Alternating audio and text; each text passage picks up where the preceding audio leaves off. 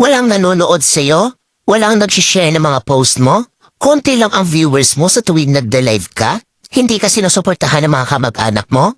Kaibigan mo? Kakilala mo? Kapitbahay mo? Pinagtatawanan ka dahil sa pag-reveals mo? Pinagtatawanan ka dahil sa paggawa mo ng mga content? Ito ang tatandaan mo. Huwag kang huminto. Huwag kang susuko. Huwag kang papaapekto sa sasabihin ng ibang tao tungkol sa'yo. Ipakita mo sa kanila na may mararating ka.